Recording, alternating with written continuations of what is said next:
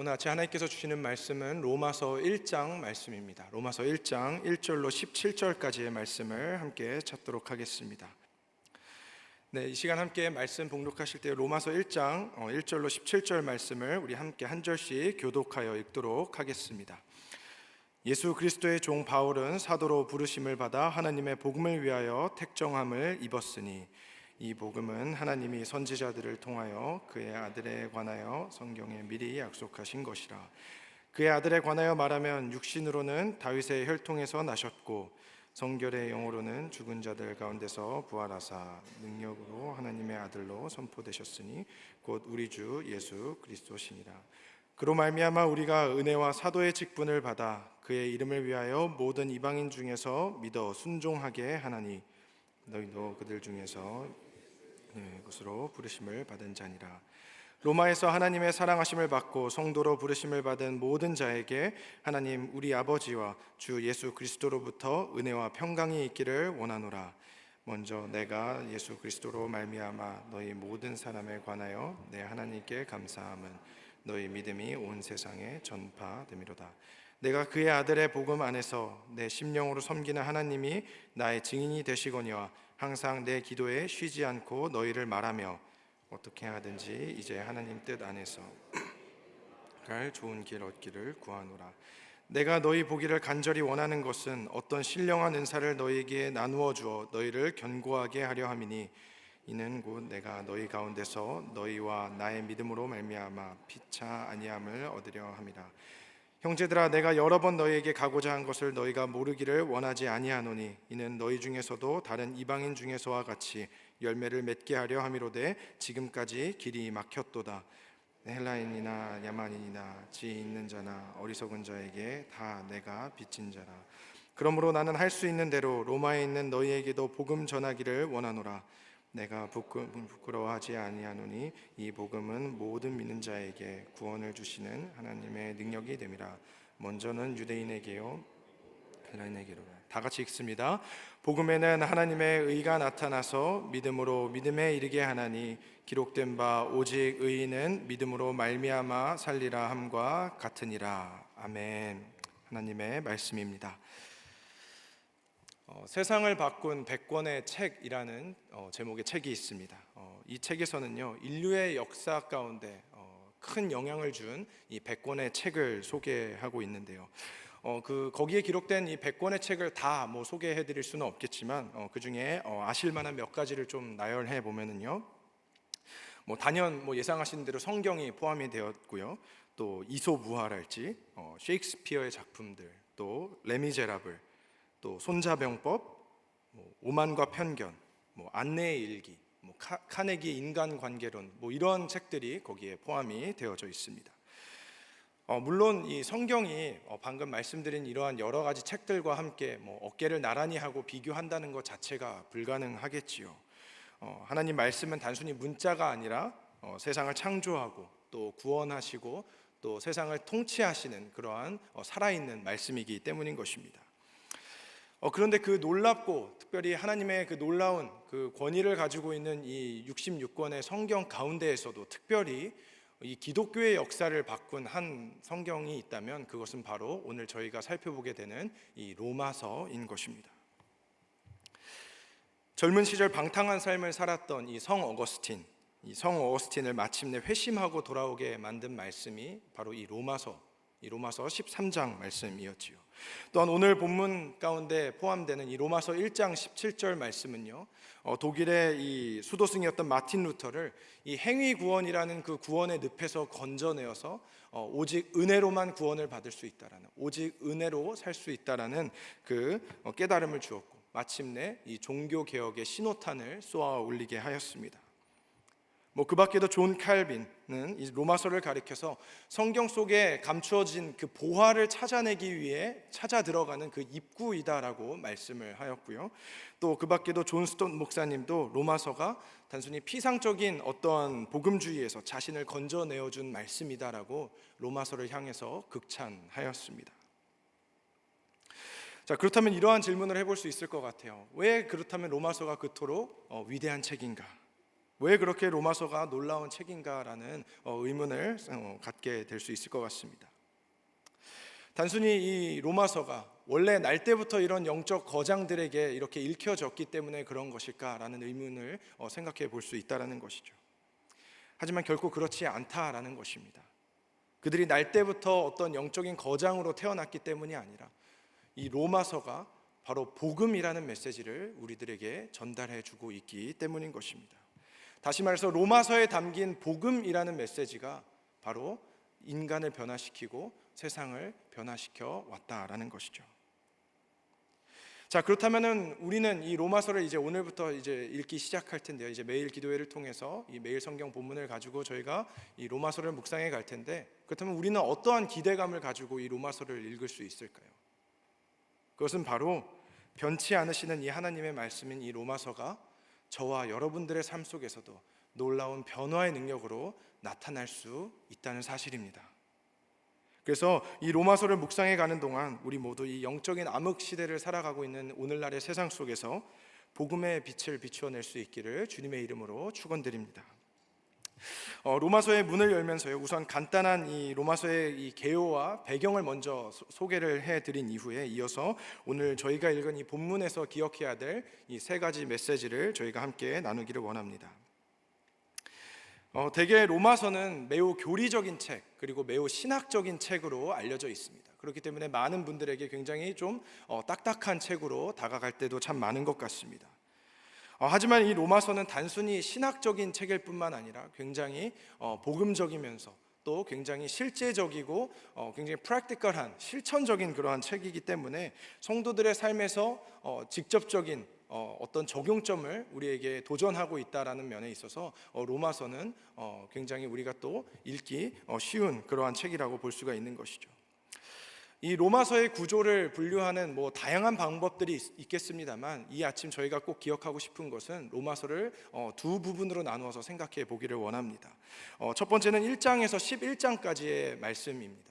첫 번째 부분이 1장에서 11장까지의 말씀인데요, 로마서의 전반부에서는 바로 이 성경에서 말하고 있는 복음이 무엇인지에 대해서 우리들에게 신학적으로 굉장히 체계적으로 정리하여 소개해 주고 있다라는 것입니다. 그래서 가령 이제 죄가 무엇인지, 복음이 무엇인지, 또 구원은 무엇인지, 또 예수 그리스도는 누구인지에 대해서 우리들에게 굉장히 신학적으로 또 조직적으로 설명해 주고 있다라는 것이죠. 또한 로마서의 후반부에 해당하는 12장부터 16장까지 해당하는 말씀에서는 이 전반부에서 소개하고 있는 그 교리적인 내용들, 또 복음적인 내용들을 우리가 삶 가운데서 어떻게 적용하면서 살아가야 될지에 대한 실질적인 예와 그 적용점에 대해서 신자들과 성도들에게 도전을 주고 있다라는 것입니다. 그래서 쉽게 말해서 로마서는 이론과 또 실제가 존재하는 책, 그리고 아는 것과 행하는 것이 함께 균형을 이루어가는 책이라고 볼 수가 있는 것입니다. 계속해서 강조드리고 있는 것처럼 로마서는 복음을 담고 있는 책입니다. 그리고 오늘 저희가 읽은 본문에서만 이 복음이라는 단어가 무려 5번이나 반복되면서 사용이 되고 있습니다. 그래서 이 바울이 강조하는 것이 바로 이 복음에 있다라는 것을 저희가 깨달아 알 수 있는 것이죠. 그런데 특별히 이 로마서에서 말씀하고 있는 이 복음의 의미를 우리가 바르게 알기 위해서 바울이 특별히 이 로마서를 기록한 당시의 그 상황을 또 우리가 이해할 필요가 있겠습니다. 바울은 이 로마서를 기록할 당시 이 3차 전도 여행 중이었는데요. 이 3차 전도 여행 당시에 바울이 이 고린도 지방에 이제 머물고 있을 때에 로마에 있는 로마 성도들을 향해서 기록한 책이 바로 이 로마서인 것입니다. 근데 사실 이때까지만 해도 바울은 이 로마에 실제로 가본 적이 없었습니다. 하지만 그가 이 로마에 있는 성도들을 그리워하며, 그리고 정말 그곳에 가서 복음을 전하기 위해서 그 마음 가운데 주신 하나님의 열정을 가지고 기록한 책이 바로 이 로마서였다라는 것이죠. 그래서 오늘 이따가도 살펴보겠지만 우리 본문 가운데 그 바울의 열정이 이 말씀 가운데 너무나도 잘 드러나고 있는 것을 볼 수가 있습니다. 이 복음이라는 단어는 영어로는 gospel, 그리고 이제 헬라어 단어로도 아마 익히 잘 들어서 알고 계시겠지만 이 유앙겔리온이라는 그런 단어가 바로 이 헬라어 단어인 것이죠. 그런데 이 유앙겔리온이라는 이 단어는요, 사실은 이 로마 시대 그 로마 사회에서 더 빈번하게 쓰였던 단어였습니다. 그리고 그 로마 사회에서 쓰였던 이 유앙겔리온이라는 단어는 우리가 이해하는 그 가스펠, 하나님께서 성경 가운데 보여주신 그 복음이라는 개념으로 사용되었기보다는 조금 더 다른 의미에서 사용이 되어졌다라는 것이죠. 그리고 그 복음이라는 그 유앙겔리온이라는 단어는 로마 황제와 관련이 있는, 아주 밀접한 관련이 있는 단어였다라는 것입니다. 그래서 어떤 것이 굿뉴스인가 라고 했을 때 가령 황제가 태어났다랄지, 새로운 황제가 태어났거나 또 그 황제가 자라서 새로운 왕에 올라서 즉위했거나, 또는 이 황제가 다스리는 이 로마 군대가 전쟁 가운데서 승리를 하였을 때에 이것이 복된 소식이다라고 하면서 유앙겔리온이라고 외쳤다라는 것입니다. 그래서 로마 백성들에게 이것이 굉장히 기쁜 소식으로 다가왔을 것이에요. 하지만 어떻습니까? 로마의 식민지로 있었던 다른 기타 여러 나라들, 또 특별히 기독교인들에게는, 박해를 받던 기독교인들에게는 로마의 이 굿뉴스가 결코 굿뉴스로 다가오지 않았다라는 것이죠. 바로 이러한 상황에서 바울은 로마가 말하는 이 복음, 로마가 선포하는 이 유앙겔리온이 정말 참된 복음이 아니라 바로 하나님께서 주시는 그 복음이 우리에게 참된 굿뉴스, 복음이다라는 것을 로마에 있는 성도들에게 선포하며 또 그들의 상황을 위로하고 나아갔던 것입니다. 로마서가 기록된 이 배경과 오늘날 살아가는 우리의 상황도 굉장히 비슷하지 않나 생각해 봅니다. 오늘날 세상에서도 마치 우리의 귀에 좋은, 세상에서 말하고 있는 굿뉴스가 너무나도 많이 선포되는 세상을 우리는 살아가고 있지 않나 생각해 봅니다. 하지만 분명한 것은요, 복음은 로마 황제의 것도, 그리고 또 우리가 속해 살아가는 이 세상의 것도 아니다라는 것입니다. 로마서 1장 1절에서 바울이 선포하고 있는 것처럼 복음은 하나님의 것입니다. 하나님의 복음이라고 바울이 기록하고 있죠. 복음은 하나님의 것입니다. 하나님께서 주시는 소식이 우리 삶의 진정한 굿뉴스가 되는 것입니다. 진정한 복음이 된다라는 것이죠. 자, 그렇다면 세상이 줄 수 없는 복음, 그리고 오직 하나님께서만 주시는 그 복음이 우리 삶 가운데서 어떠한 능력으로 나타날까요? 그리고 우리가 그 복음에 대해서 기억해야 될 세 가지는 무엇일까요? 그중 첫 번째는 바로 복음이 곧 예수 그리스도라는 사실을 우리는 기억해야 하는 것입니다. 복음이 곧 예수 그리스도이십니다. 오늘 본문 2절로 4절 말씀 우리 다시 한번 같이 읽어봤으면 좋겠습니다. 2절로 4절 말씀입니다. 이 복음은 하나님이 선지자들을 통하여 그의 아들에 관하여 성경에 미리 약속하신 것이라. 그의 아들에 관하여 말하면 육신으로는 다윗의 혈통에서 나셨고 성경의 영으로는 죽은 자들 가운데서 부활하사 능력으로는 하나님의 아들로 선포되셨으니 곧 우리 주 예수 그리스도시라. 아멘. 복음은 단지 기록된 어떤 문자랄지 또 개념이랄지 신학이나 이론이 아닙니다. 또한 어떤 새로운 굉장히 뛰어난 신박한 아이디어도 아닌 것이죠. 구약에서부터, 그리고 이미 태초부터 하나님께서 우리들 가운데 주신 신실하게 약속되신 그 하나님의 말씀이 역사 속에서 실제로 이루어진 사건, 성취된 사건, 하나님의 능력으로 사망을 이기시고 부활로 나아오신 예수 그리스도 그분 자체가 복음이다라는 것입니다. 바울의 이러한 선포는 앞서 이야기했던 이 세계 최강 로마를 향한 엄청난 도전이 될 수 있는 것이죠. 로마의 통치권을 향한 거침없는 도전과 비판의 목소리였습니다. 왜냐하면 로마는 황제의 중심의 사회였기 때문인 것이죠. 그리고 황제의 말을 잘 듣는 것이 백성들의 삶에 있어서의 행복과 그들의 성공과 그들의 부를 보장해 주었던 사회였기 때문입니다. 따라서 로마가 말하는 복음의 중심에는 그리스도가 아닌 세상의 원리와 세상의 어떤 그 논리, 힘이 자리 잡고 있었으며, 그리고 그보다 더 깊은 중심에는 바로 나 자신이 자리 잡고 있었음을 알 수가 있습니다. 오늘날의 사회도 마찬가지이죠.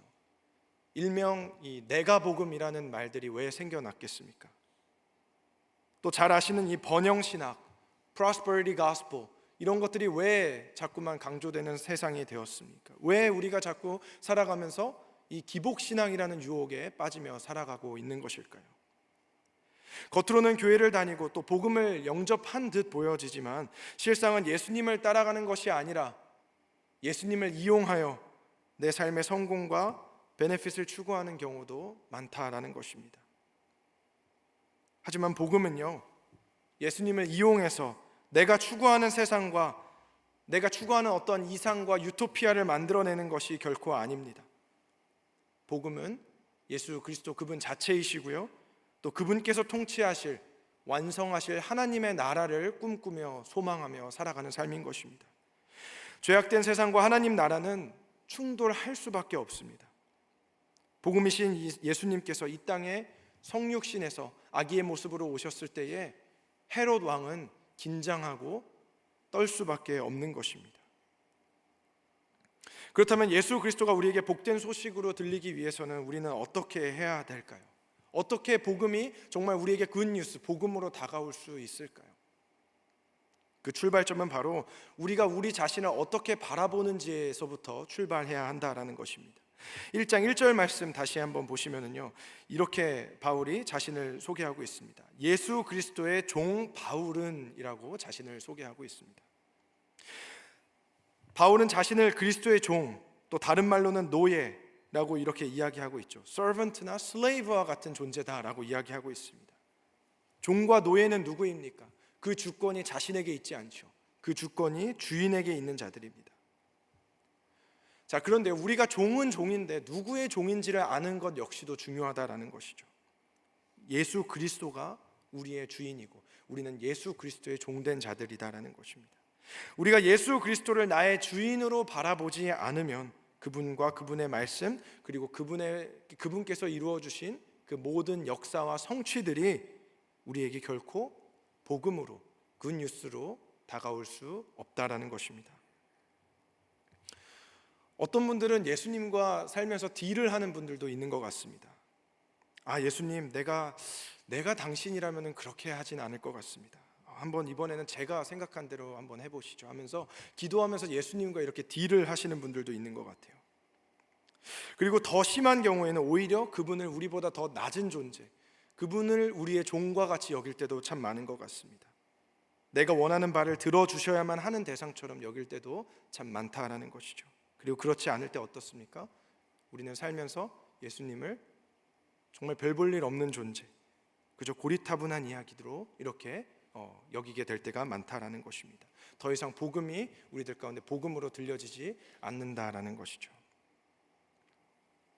빌립보서 2장에 보면은 또한 이런 말씀이 기록되어져 있습니다. 아마 잘 아시는 말씀이겠죠. 바울이 이렇게 이야기합니다. 그는 근본 하나님의 본체시나 하나님과 동등됨을 취할 것으로 여기지 아니하시고 오히려 자기를 비어 종의 형체를 가지사 사람들과 같이 되셨고 사람의 모양으로 나타나서 자기를 낮추고 죽기까지 복종하셨으니 곧 십자가에 죽으심이라. 예수님께서 사람들과 같이 되셨다, 사람들과 같이 되기 위해 종의 형체를 가지셨다라는 말이 의미하고 있는 것은 결국 누가 종의 모습을 가지고 있다라는 말입니까? 사람이 종의 모습을 가지고 있다는 말이죠. 자, 그런데 많은 분들이 여기까지만 이해하고 멈추는 것 같습니다. 그래서 우리가 오해하고 예수님이 마치 우리의 삶의 종인 것처럼 여기고 살아갈 때가 많다라는 것이죠. 하지만 우리는 그 뒤에 바로 이어지는 말씀에 주목해야 합니다. 빌립보서 2장 9절로 이어지는 말씀 우리 함께 같이 읽도록 하겠습니다. 이러므로 하나님이 그를 지극히 높여 모든 이름 위에 뛰어난 이름을 주사 하늘에 있는 자들과 땅에 있는 자들과 모든 무릎을 예수의 이름에 꿇게 하시고 모든 이름으로 예수 그리스도를 주라 시인하여 하나님 아버지께 영광을 돌리게 하셨느니라. 할렐루야. 아멘. 예수님께서는 그저 종의 형체를 취하신 것뿐이지 그분은 만왕의 왕이라는 사실을 우리가 기억해야 합니다. 그리고 그분이 바로 우리의 삶의 주인이 되신다라는 것을 기억해야 하는 것이에요. 이 진리를 우리가 마음 깊이 깨달을 때 비로소 예수 그리스도 그분의 존재 그리고 그분의 말씀과 행하신 모든 일들이 우리 삶에서 복음으로 또 그 복음이 능력으로 나타나게 될 줄 믿습니다. 살면서 이 좋은 소식, 이 복음, 굿뉴스를 기대하는 것은 인간이라면 누구나 다 원하는 바일 것입니다. 누구나 행복한 삶을 갈망하기 때문인 것이죠. 그러나 세상이 주는, 세상에서 들려오는 그 유앙겔리온, 그 복음의 메시지는 결코 우리에게 영원한 행복과 안식을 보장해 주지 않는 것입니다. 그저 일시적인 것에 불과한 것이죠. 그래서 바울은 이렇게 권면합니다. 로마서 1장 7절에 로마에서 하나님의 사랑하심을 받고 성도로 부르심을 받은 모든 자에게 하나님 우리 아버지와 주 예수 그리스도로부터 은혜와 평강이 있기를 원하노라.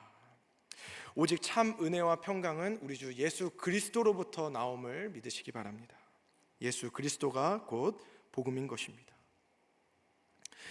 또한 두 번째로 세상이 줄 수 없는 이 복음, 하나님께서만 주시는 복음에 대해서 우리가 기억해야 될 것은요, 복음은 불신자들 뿐만 아니라 신자된 우리들에게도 반드시 필요한 것이라는 사실입니다. 로마서 1장 8절 말씀과 15절 말씀을 함께 읽도록 하겠습니다.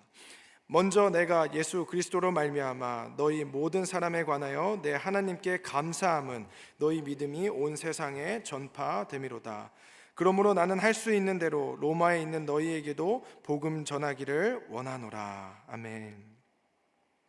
지금 이 로마서를 받고 있는 로마서 편지의 이 수신자들이 로마 교회에 있었던 성도들이었다라는 사실을 우리가 주목할 필요가 있습니다. 아마도 이 복음의 메시지가 예수 그리스도를 믿지 않는 이 불신자들에게 필요하다라는 사실에 대해서는 아마 많은 분들이 동의하고 공감하실 것입니다. 그런데 이 복음은요, 단순히 이 불신자들에게만 필요한 것이 아니라 구원받은 성도들, 이미 구원받은 이 신자들에게도 반드시 필요하다라는 것을 우리가 기억해야 하는 것이에요. 하지만 문제는 이 복음이 이미 구원받은 신자들에게는 마치 더 이상 필요하지 않은 것처럼, 그리고 우리가 조금 등한시하고 하찮게 여겨도 되는 것처럼 느낄 때가 많다라는 것입니다. 어떤 이들은 복음을 이미 알고 또 수없이 그 메시지가 무엇인지 안다는 이유로 그 중요성을 잊고서 살아갑니다.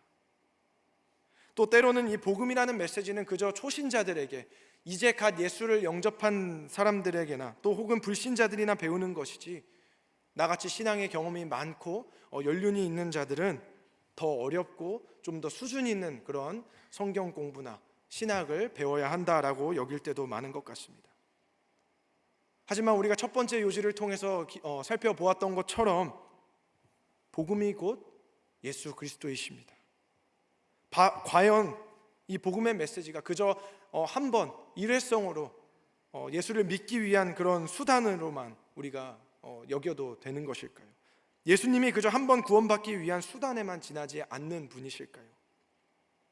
성도의 삶에는 매 순간 주님이 필요한 것입니다. 구원받은 순간부터 우리가 주님의 나라에 이르기까지 우리 주 예수 그리스도는 늘 우리와 동행하셔야 하는 분이신 것입니다. 우리 삶의 중심이 되어야만 합니다.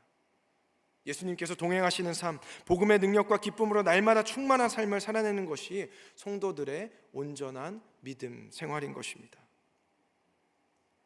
과연 본문에서 이야기하는 이 신자들에게 그렇다면 이 복음이 필요한 이유가 무엇일까요? 세 가지로 좀 정리를 해볼 수 있는데요. 첫 번째 이유는 이것입니다. 이미 믿은 성도들의 믿음이 온 세상 가운데 전파되기 때문에 그런 것이죠. 말씀에서 바울이 무엇을 지금 감사하고 있습니까? 8절 말씀에 너희의 믿음이 온 세상에 전파되었다라는 사실을 바울은 지금 감사하고 있습니다. 로마 성도들은 단지 복음을 영접하고 끝난 것이 아니라 그들이 삶 가운데서 복음을 실천하며 살아내고 있었다라는 사실을 우리가 이 구절을 통해서 알 수 있는 것이죠. 그렇기 때문에 그들의 믿음이 온 세상 가운데 전파되고 아직 심지어 로마에 가보지 못한 이 바울의 귀에도 들려왔다라는 것입니다. 또한 둘째로요, 왜 신자들에게 복음이 필요합니까? 복음을 맛본 사람은 전하지 않고는 견딜 수 없는 기쁨과 거룩한 부담을 갖기 때문에 그렇다는 것이죠. 한번 이러한 가정을 해보겠습니다. 여러분께서 아주 근사한 식당에 가셔서 굉장히 맛있는 음식을 드셨다거나 혹은 어떤 좋은 곳에, 아주 멋진 곳에 가서 여행을 하고 돌아오셨다면 누가 가장 먼저 생각나십니까? 아무도 생각이 안 나십니까? 아마도 그 자리에 함께하고 있지 않은 사랑하는 가족들이 먼저 생각나지 않을까 생각합니다. 사랑하는 배우자랄지, 그 자리에 함께 오지 못한 자녀랄지, 또 애인이랄지, 또 부모님, 친한 친구들을 떠올리면서 다음에는 내가 반드시 여기 꼭 우리 애들 데려와야지, 우리 아내와 함께 와야지라는 그러한 생각을 아마 하시지 않을까 생각합니다. 지금 바울의 마음이 그와 같지 않을까 생각이 되는데요. 9절 말씀 보시면은요, 하반절에 이렇게 기록합니다. 내 기도에 쉬지 않고 너희를 말하였다. 기도를 할 때마다 그들을, 정말 한 번도 만난 적이 없는 그 로마 성도들을 향하여서 기도할 때마다 그들을 언급하며 기도했다라는 것이에요. 10절에는 어떻습니까? 어떻게 하든지 이제 하나님 뜻 안에서 너희에게로 나아갈 좋은 길 얻기를 구하노라. 어떻게 하든지 가고 싶다라는 것이죠. 또 11절에 내가 너희 보기를 간절히 원하는 것은, 13절에서는 내가 여러 번 너희에게 가고자 한 것을, 그리고 15절에서 그러므로 나는 할 수 있는 대로 로마에 있는 너희에게도 복음 전하기를 원하노라. 이것이 바로 먼저 복음을 경험한 자들이 자연스럽게 삶 가운데서 나타나는 반응이다라는 것입니다. 그리고 마지막 세 번째, 신자들에게 복음이 필요한 세 번째 이유는 또한 이것입니다. 11절과 12절에 기록되어 있는데요, 우리 한번 같이 한 목소리로 읽도록 하겠습니다. 시작.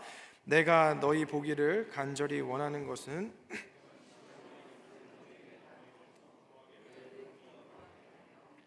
이는 곧 내가 너희 가운데서 나의 믿음으로 말미암아 피차 아니함을 얻으려 함이라. 아멘. 바울은 속히 로마 교인들에게 가서 복음을 통해 신자들을 견고히 하고 또 서로 상호 간의 안위함을 얻기를 원한다라고 말씀하고 있습니다. 무슨 말일까요? 복음은요, 전하는 자나 듣는 자 모두에게 안위와 평강을 준다라는 사실입니다. 모두에게 힘과 기쁨과 용기를 준다라는 것이에요. 저는 우리 열린문교회가 이러한 공동체로 성장해 가기를 주님의 이름으로 축원드립니다. 복음을 영접한 우리 안에 언제나 복음의 이야기, 예수 그리스도의 이야기가 끊임없이 나눠지며 서로와 서로를 격려할 수 있는 이러한 공동체로 주 안에서 함께 성장해 가기를 간절히 원합니다. 그럴 때 우리의 믿음도 로마 교회와 같이 우리의 믿음이 온 세상 가운데 점차 들려지고 전파되게 될 줄 믿습니다.